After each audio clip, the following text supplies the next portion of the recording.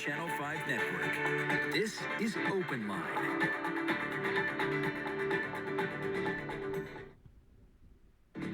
Good evening, everyone, and welcome to Open Line. I'm Carrie Sharp. I'm glad to be back with you after a couple of weeks off from the show. Tonight, we are talking about term limits. When it comes to our lawmakers, I would love to hear your thoughts on that. Give us a call. The number, as always, is on the screen, 615-737-PLUS. We will get those calls lined up, and we'll get to them as soon as we can. But first, let me introduce you to our guest. His name is Aaron Dukette. He is the Tennessee State Director for U.S. Term Limits. Hi, Aaron. Hi, Carrie. How are you tonight? You know, I'm doing pretty well. How about yourself? Good. Good. I'm great, and I'm very happy to be here. Yeah, tell us about U.S. Term Limits. I didn't know this was an organization.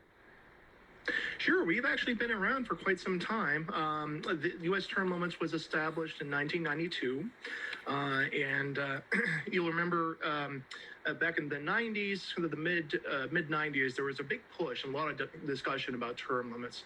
And U.S. Term Limits at its inception worked to get a lot of ballot initiatives in the states going so that the voters in the state legislatures would pass laws, not only passing state level term limits, but also legislation that would term limit a state's own delegation to Congress. So the states would all have representation at all times, but they had varying term limits depending on what that state decided. So actually about 23 states, actually 23 states passed some form of legislation like this to term limit their own delegations to Congress, which is a substantial movement in just about 3 years.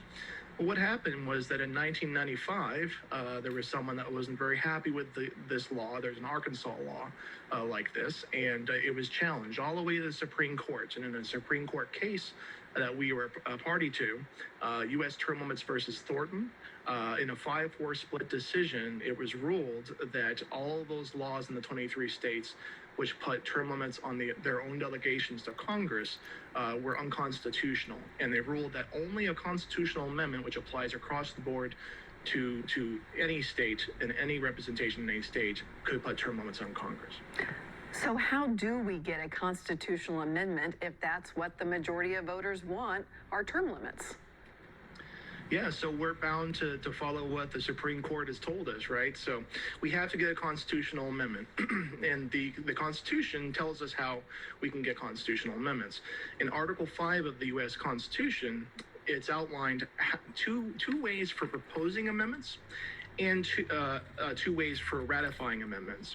The way that we're all pretty familiar with from grade school and civics classes, right, is we're familiar with Congress, passes an amendment proposal through 2/3 supermajorities of both chambers of Congress, and then whatever survives that is sent to the state legislatures for ratification, and then 38 states are needed to ratify any amendment that's proposed before it can become part of the Constitution and the law of the land.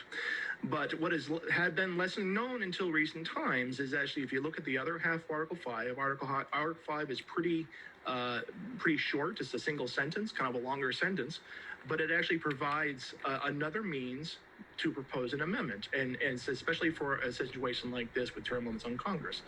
What it provides for is that when 2/3 of the state legislatures, today that's 34 of the 50 states, pass a resolution, what's called applying to Congress for a convention for proposing an amendment, then all 50 states can come together for sort of the one and sole purpose of proposing an amendment according to that which they applied for. So our organization supports legislation in the state legislatures that when 34 of the states have passed the resolution, then all 50 states can come together to propose a congressional term limits amendment proposal.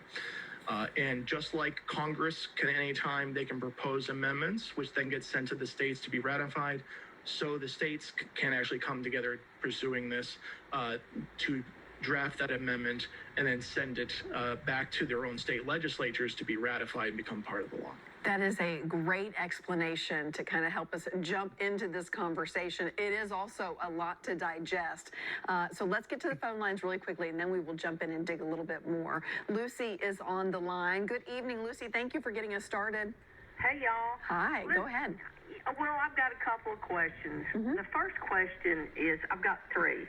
The first question is, how many years did Strom Thurmond and, trying to think of the other guy, Strom Thurmond and, geez, I can't even think of his name. I had a senior moment. Who are the two longest serving congressmen? I think one served till he was 99 years of age. Do you know? Aaron is shaking his head. I think he knows the area you're going down. Okay. I know and, let's see. My next question, are you a constitutionalist? Okay. Do you have a third You say question? you had a Go third ahead and question, ask too? your third, Okay. and then we'll answer. I didn't get his response. Well, we'll do it all together. So go ahead and ask your Okay. third question. And my last question is, are you a libertarian organization? And I'll hang up and take your response offline. Okay. Thanks, Lucy. Good to hear from you tonight. Go ahead, Aaron. So those are really good questions. So I'll start with the third one. We are a nonpartisan organization, and thoroughly so. We have on our team at U.S. Term Limits people from all political persuasions. We do have libertarians, but we have Republicans, Democrats, Independents, it's really all over the map. And that's what's unique about this issue, is it's a uniquely nonpartisan issue. If you look at the polling, it bears out. Actually, it doesn't matter if you're a Democrat, Republican, Independent. It's through the roof, the approval of term limits on Congress. And so my answer is, we're dealing with a nonpartisan issue, and really it's sort of beyond ideology, this solution. It's kind of a more of a, sort of middle of the road kind of common sense reform.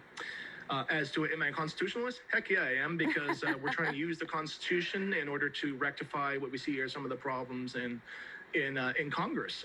So absolutely, we stand by the Constitution, and that's why we want to use that Constitution to the advantage of the country. We see the incredible. Just turn on, your news out of Congress any given day. It's infuriating, and it doesn't matter what party you're in.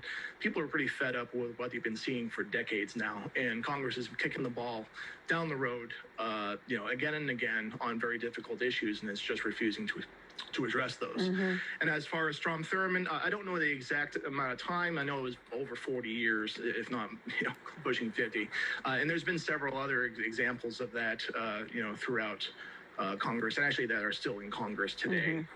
You have Mitch McConnell, that's been in there since 1985.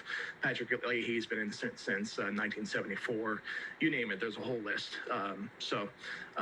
I think that should answer your question. Yeah, let's back up just a little bit, because I want to bring everyone up to speed that there are no term limits on our U.S. representatives and senators. They serve terms, but they can keep running. That's right, and like we have term limits on the presidency, right? What happened is George Washington sort of set a precedent by stepping down and not running for a third term, and that was really well regarded and respected for well over 100 years in our nation's history. And so that was sort of the Washingtonian example that presidents would follow, that we would not essentially have an elective king here in the United States. And so he stepped down so that others can have that chance to have some fresh blood there.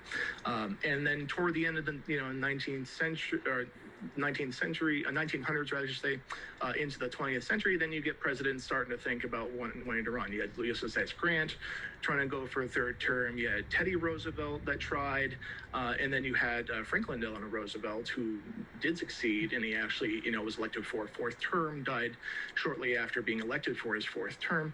And at that point, the conversation about presidential term limits, became in vogue, and the country kind of felt like, okay, it's time for us to, put that amendment up, and that they did in 1954. And so, and the unfortunate thing is, when term limits were passed, the 22nd Amendment was ratified.